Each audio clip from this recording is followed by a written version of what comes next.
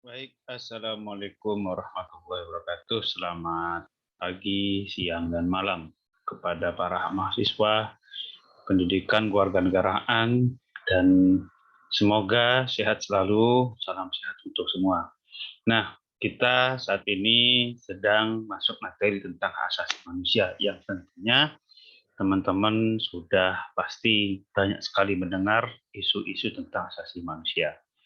Nah, sebenarnya teman-teman, kenapa HAM ini akhirnya semakin berkembang, berkembang dan semakin orang mulai membicarakannya dan hingga saat ini pun masih eksis ya.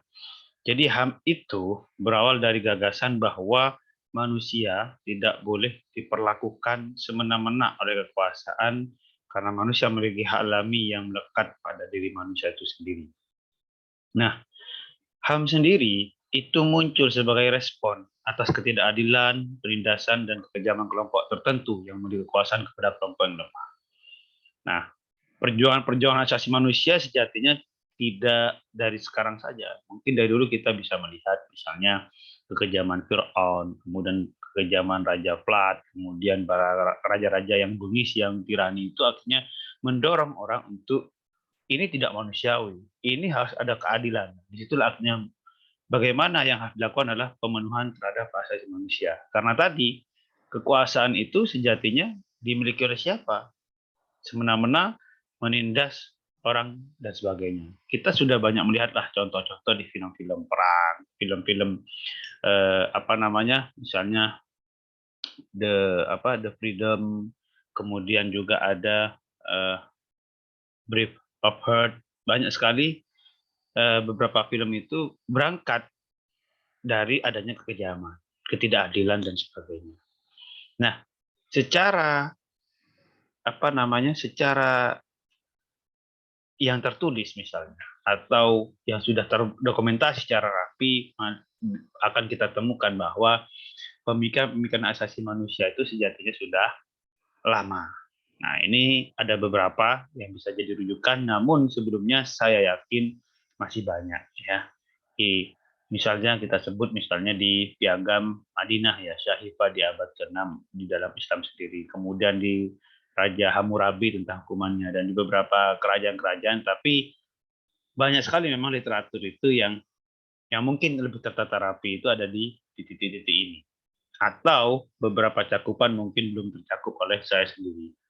Nah, kita melihat misalnya di Magna Carta ya.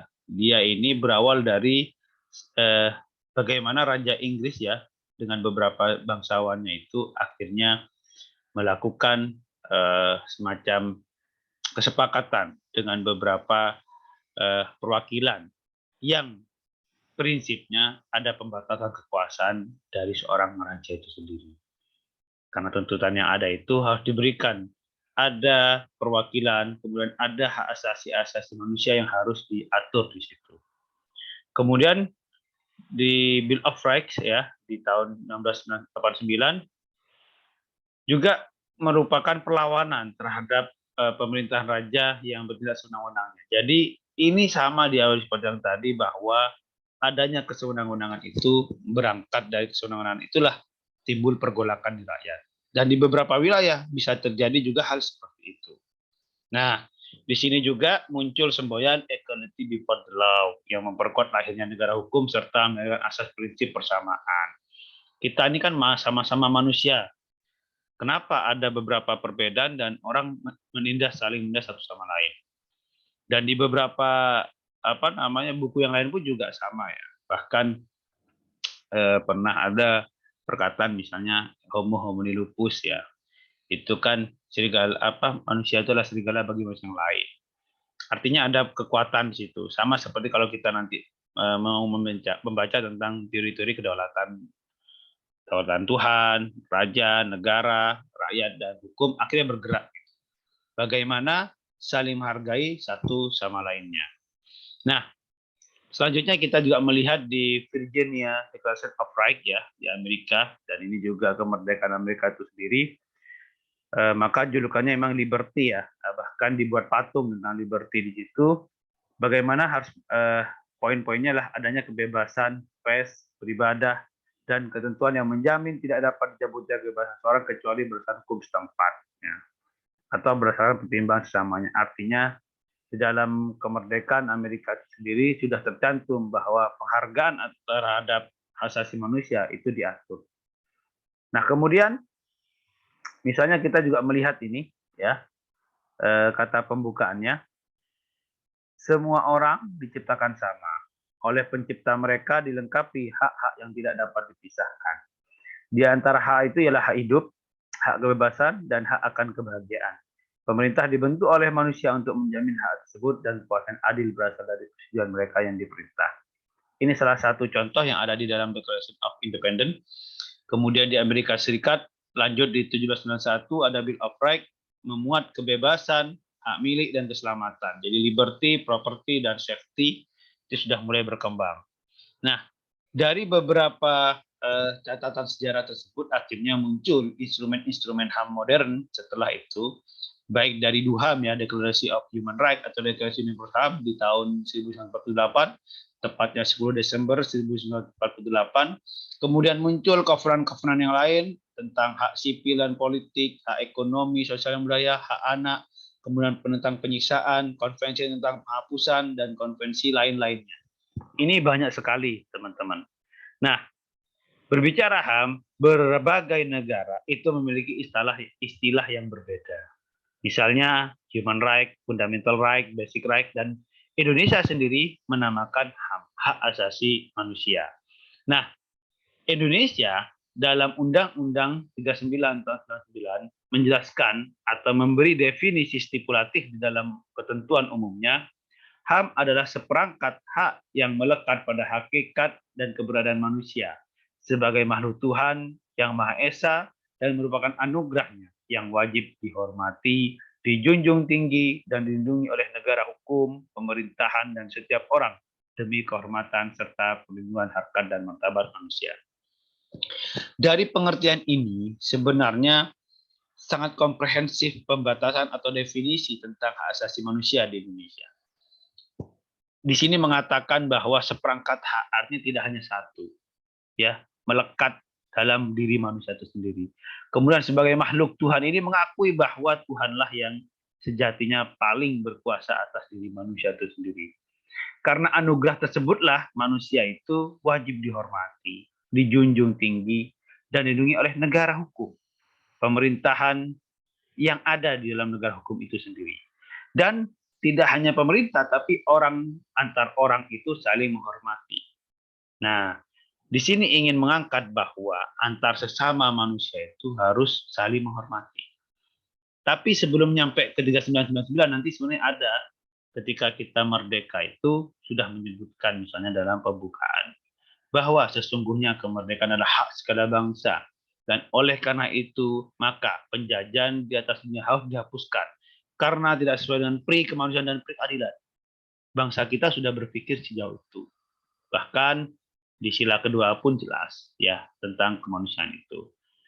Kemudian apa sifat-sifat dasar HAM? Nah, ada beberapa sifat dasar yang harus kita pahami tentang asasi manusia. Walaupun nanti ada beberapa teori tentang HAM dan pandangan, walaupun kita tidak bisa menjelaskan keseluruhan, teman-teman. Karena di dalam pendidikan kewarganegaraan ini hanya poin-poin penting yang ada dalam asasi manusia lah yang disampaikan. Sebab di dalam mata kuliah hukum dan HAM itu lebih diperinci lagi. Kita memberikan dasar ini minimal bagi mahasiswa baru itu mudah untuk memahami dan harus belajar lebih lanjut tentang asasi manusia itu sendiri. Nah, inherent misalnya, HAM dimiliki manusia karena martabatnya sebagai manusia. HAM tidak diberi, tidak bisa dibeli, tidak diwariskan, dan tidak boleh diperoleh dengan cara apapun. Artinya melekat. Karena kita ini manusia, otomatis kita memiliki hak asasi manusia.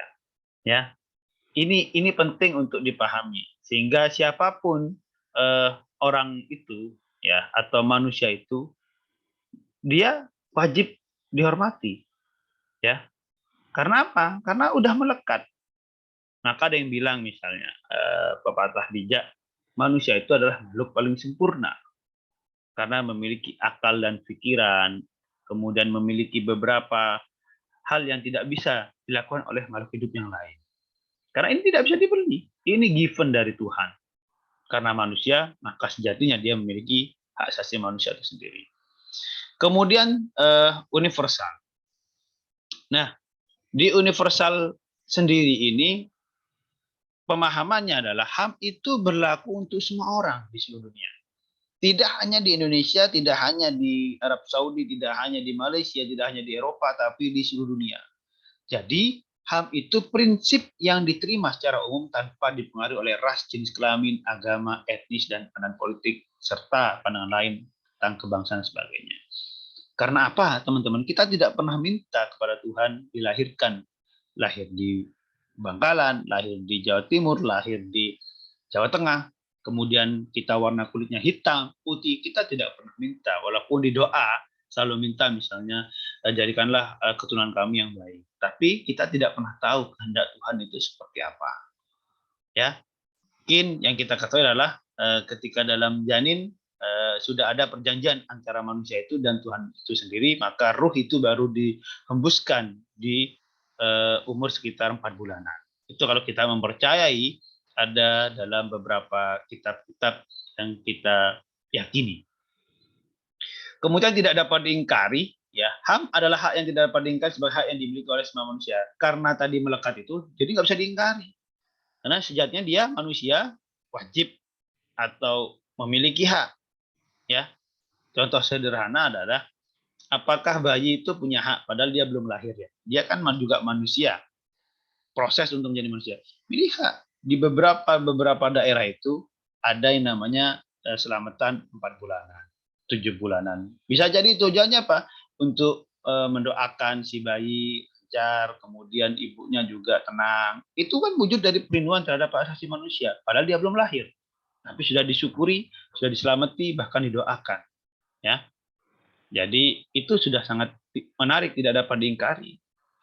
Kemudian tidak dapat dibagi-bagi adalah HAM didasarkan pada prinsip penghormatan terhadap martabat manusia.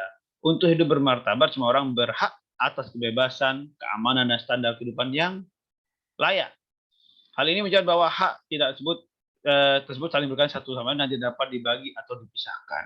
Nah, jadi ketika kita menjadi seorang manusia itu, maka HAM kita itu sama-sama punya. Hanya saja tidak bisa dibagikan satu sama lainnya. Nah, tinggal bagaimana penempatan yang tepat. Ya. Karena misalnya,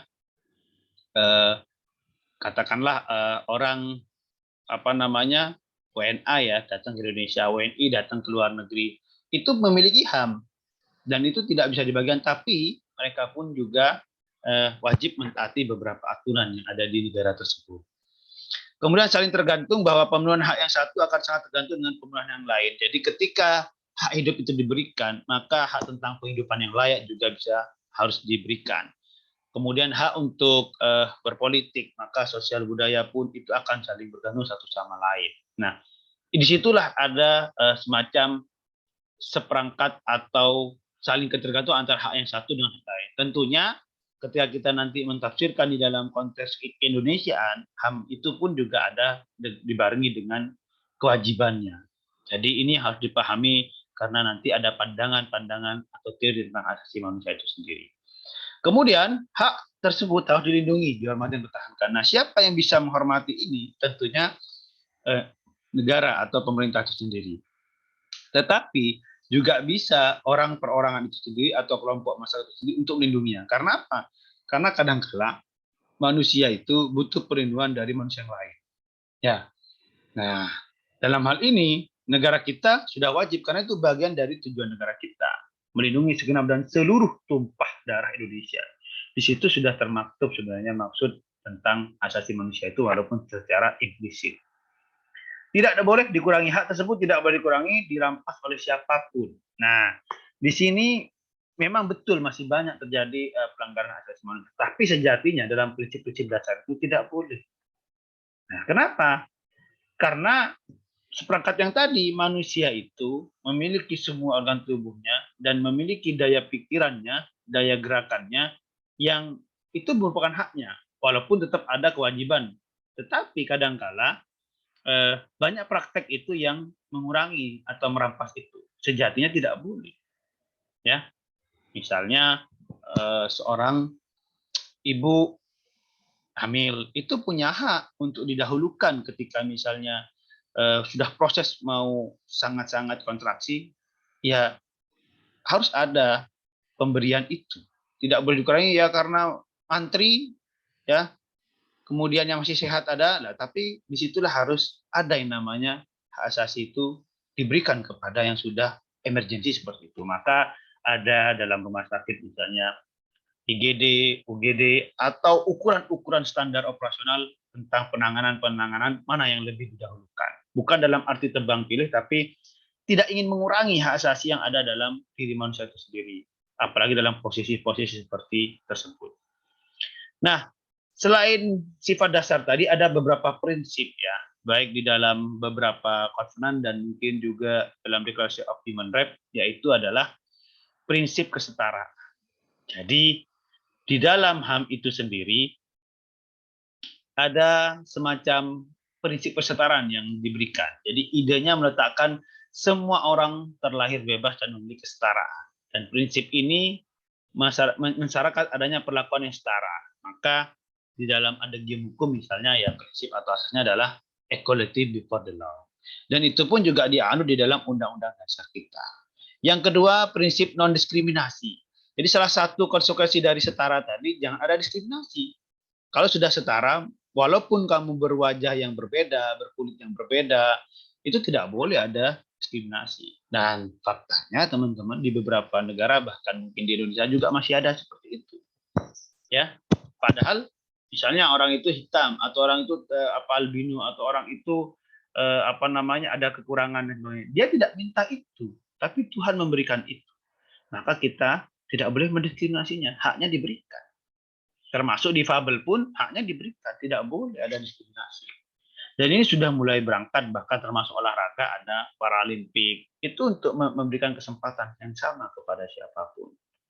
Nah, yang ketiga, kewajiban positif untuk memilih hak tertentu pada prinsip dalam hukum HAM internasional diakui bahwa negara tidak boleh secara sengaja mengabaikan hak-hak kebebasan warganya sehingga diasumsikan bahwa negara memiliki kewajiban positif untuk melindungi negaranya. Dan alhamdulillah Indonesia sudah melakukan itu semenjak sebelum merdeka pertama kali hingga detik ini. Prinsip hak asasi manusia itu ada di dalam konstitusi dan termasuk peraturan perundang-undangannya. Walaupun bisa jadi secara praktek itu masih banyak yang belum tercapai. Nah, di Indonesia dasar hukum utamanya adalah Konstitusi Republik Indonesia. Dalam hal ini yang berlaku adalah Undang-Undang Dasar Negara Republik Indonesia tahun 1945. Kemudian yang mengatur spesifik tentang HAM adalah Undang-Undang Nomor 39 tentang HAM dan beberapa peraturan undang-undang lain, misalnya 26/2000 tentang peradilan HAM atau pengadilan HAM, kemudian LPSK, kemudian tentang lembaga-lembaga independen HAM yang melalui peraturan perundang-undangan atau Kepres atau seperti apa, kemudian beberapa peraturan undang-undangan yang berkaitan tentang HAM, misalnya perlindungan anak, kemudian pemberdayaan petani, nelayan, itu juga ada bagian tentang hak asasi manusia itu sendiri.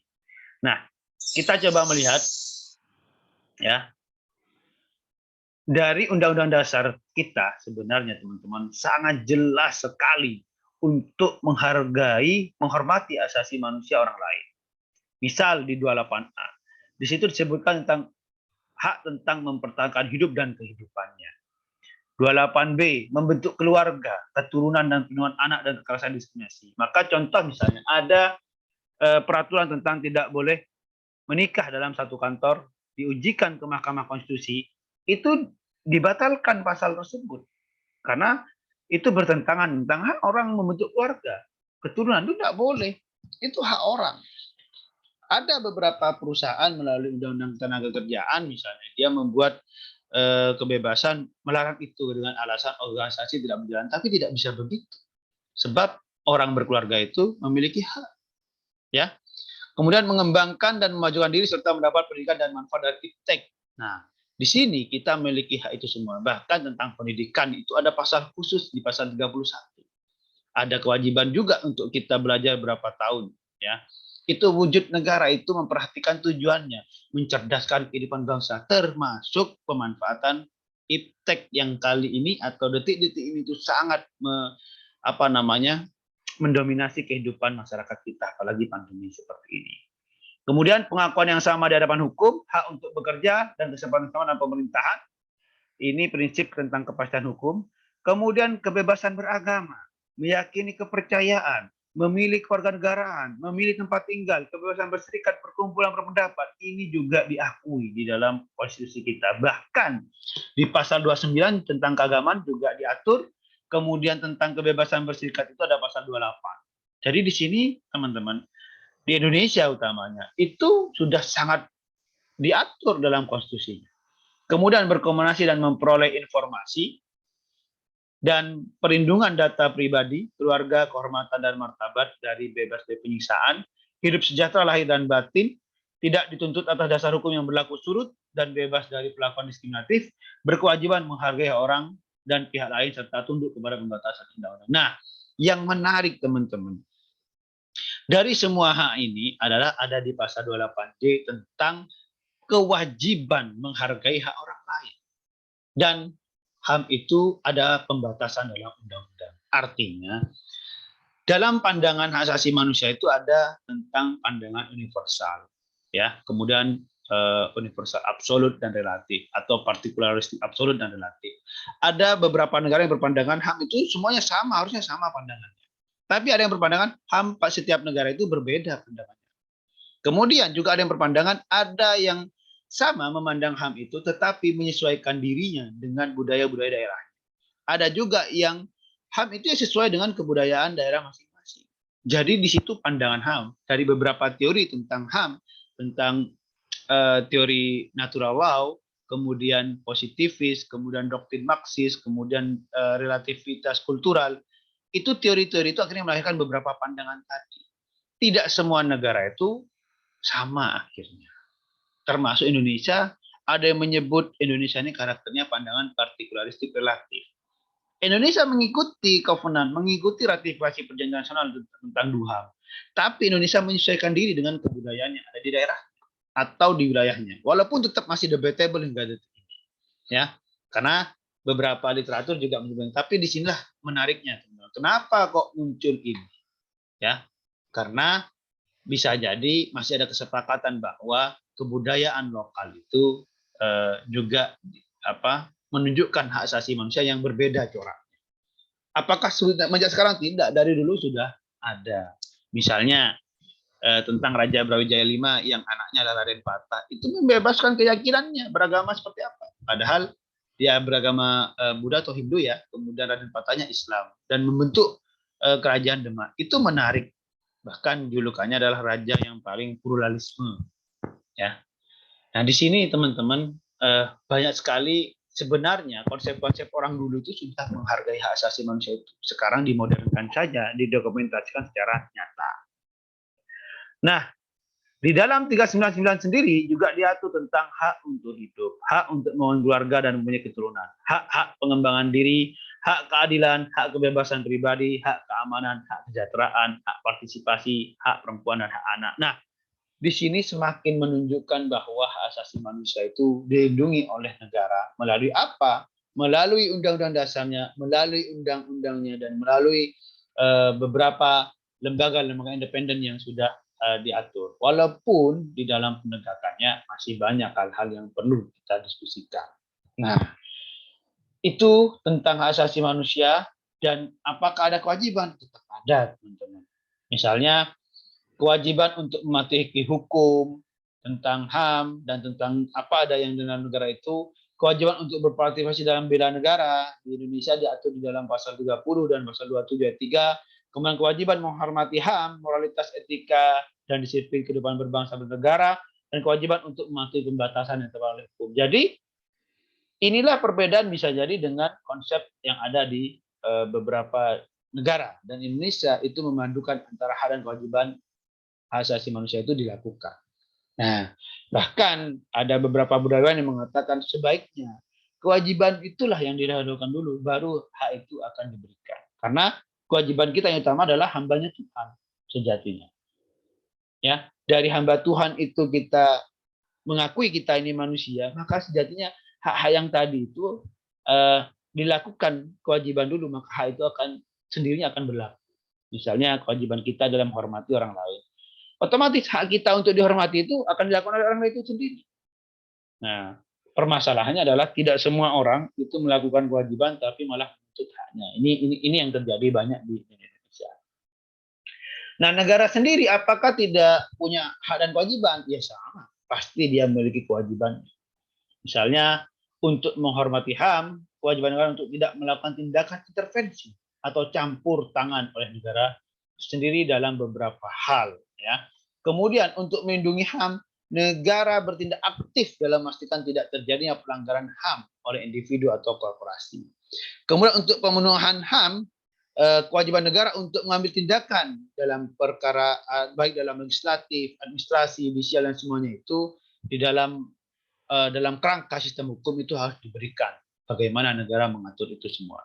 Nah, tantangannya teman-teman masih banyak permasalahan hak asasi manusia yang bahkan belum selesai hingga detik ini. Bahkan belum dapat solusi yang tepat. Bagaimana? Terakhir memang akan ada tentang pelanggaran HAM-HAM masa lalu itu dengan rekonsiliasi atau non judicial. Tapi masih banyak yang menuntut bagaimana itu diselesaikan dengan pengadilan. Nah, disinilah sebenarnya permasalahan-permasalahan yang ada tentang penegakan HAM itu sendiri. Nah, bagaimana kalau HAM itu dilanggar, teman-teman? Sejatinya kalau pelanggarannya sudah diatur dalam undang-undang yang ada, maka dia akan diatur oleh undang-undang yang ada. Misalnya kita mencuri itu juga melanggar hak asasi manusia orang lain, kan begitu, karena barangnya dicuri. Ada tentang KUHP di situ. Tapi juga ada beberapa kalau itu betul-betul melanggar yang namanya pelanggaran HAM berat, maka undang-undang HAM khusus itulah yang lebih mengaturnya. Ya. Disinilah menariknya hukum Indonesia. Ada spesialis derogat legi general. Ada hukum yang lebih khusus menyampingkan hukum yang umum itu. Tapi kalau yang umum sudah diselesaikan dengan umum, maka itu perkara yang dikategorikan HAM ringan, tidak HAM berat. HAM berat itu kan genosida dan kejahatan terhadap kemanusiaan. Nah, di sini juga ada tentang pemilihan HAM, teman-teman. Namun akan banyak sekali. Maka ini patut didiskusikan oleh teman-teman itu sendiri. Tetapi minimal sudah banyak hal yang kita sampaikan mulai dari sifat dasar, kemudian beberapa HAM tadi. Saya berharap teman-teman tentang pengadilan HAM ini perlu kita diskusikan lebih jauh.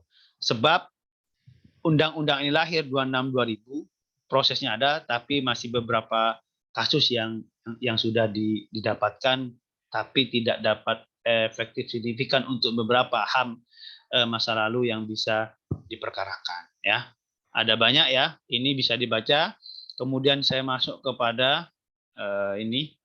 Nah, kira-kira begini prosesnya teman-teman. Ya, jadi apa yang terjadi? Misalnya ya, ada peristiwa pelanggaran HAM berat. Baru itu akan masuk kepada pengadilan hak asasi manusia, genosida dan kejahatan kemanusiaan. Nah, di sini ada lembaga Komnas HAM yang berwenang untuk menyelidiki. Kemudian dari Komnas HAM, dari penyelidikan yang ada itu bisa berkoordinasi dengan lembaga lain dan Komisi Rekonsiliasi dan Kebenaran. Kemudian dengan korban menyelidiki semuanya semua, ya. Kemudian hasil penyelidikannya itu diberikan kepada Kejaksaan Agung. Nah, karena apa? Karena yang memiliki kewenangan untuk menuntut dari proses penyelidikan dan penyidikan itu adalah Jaksa Agung. Nah, di sini Jaksa Agung bisa bertindak meneliti kembali semua berkas-berkas yang ada, apakah sudah memenuhi unsur-unsur dan ketentuan yang berlaku, maka dia akan masuk pada menuntut di dalam pengadilan hak asasi manusia. Nah, di sini teman-teman ada proses upaya hukum dan sebagainya, ya, baik dari pembelaan oleh advokat itu sendiri terhadap siapa tersangka dan terdakwanya, kemudian dari korban sendiri bisa dilindungi oleh lembaga perlindungan saksi dan korban. Nah, setelah itu ada beberapa kasus yang sebelum undang-undang HAM itu lahir, maka disebutlah masa lalu itu bisa menggunakan pengadilan HAM ad hoc. Ya. Jadi ini perbedaannya. Kemudian ketika sudah diputus misalnya, di situ ada yang dipidana, ada yang bebas. Nah, kalau yang dipidana masih bisa melakukan upaya hukum lainnya, banding ya kepada Mahkamah Agung atau ada rehabilitasi, dan bagi yang bebas berarti tidak terbukti bahwa dia itu bersalah, maka ada seperti rehabilitasi namanya dan sebagainya. Jadi inilah beberapa skenario yang sudah ada. Apa beberapa permasalahan yang terjadi ini, teman-teman, beberapa kelemahan yang ada itu banyak sebenarnya. Walaupun sudah ada beberapa kasus yang sudah disidangkan. Nah, seperti di sini ya. Ya. Ini pernah ada pengadilan HAM ad hoc Jakarta Pusat kasus Timur Timur ya. Karena kejadiannya di tahun 99 sehingga dia diberikan kepada pengadilan HAM ad hoc karena sebelum undang-undang itu lahir. Nah, kelemahannya adalah legislasi yang ada ini tidak dilanjutkan dengan keahlian dan infrastruktur yang ada. Sehingga budaya menghormati proses peradilan pun juga berkurang.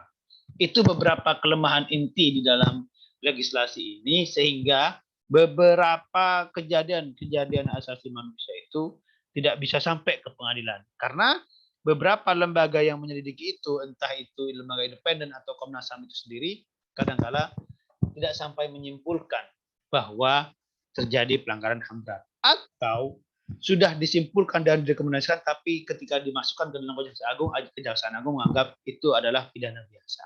Nah, disinilah beberapa kelemahan yang terjadi. Bisa kita baca sendiri, teman-teman.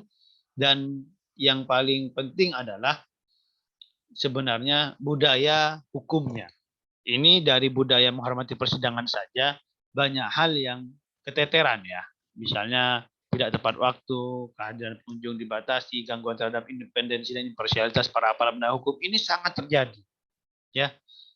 Yang terakhir misalnya beberapa kasus HAM yang tidak sampai selesai, misalnya padahal kejadiannya itu di tahun setelah undang-undang HAM itu berlangsung, misalnya kasus HAM Munir. Kemudian beberapa kasus tentang penembakan Alas Telogo. Kemudian tentang mesuji di Lampung tentang kasus-kasus tanah dan beberapa kasus lain. Kadang-kala dianggap pidana biasa. Sehingga ini sulit ketika hukum tidak dijadikan budaya atau kesadaran hukum untuk menyelesaikan permasalahan-permasalahan yang ada di masyarakat.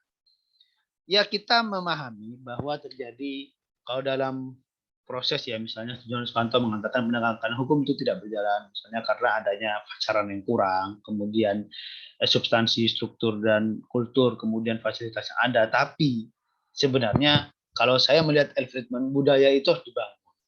Walaupun pasti ada ewo pekewo ya, oh ini seperti ini diangkat dan sebagainya. Tetapi ini ingin menunjukkan teman-teman bahwa asasi manusia itu wajib kita lindungi dan kita hormati. Nah, kalau dari hal kecil itu tidak dilakukan, itu berbahaya. Contoh yang kejadian kemarin tentang perundungan, bullying, itu betul secara sederhana kasusnya atau apa, tapi kalau tidak ada penghukuman tentang itu, ya tidak akan ada efek jerah misalnya.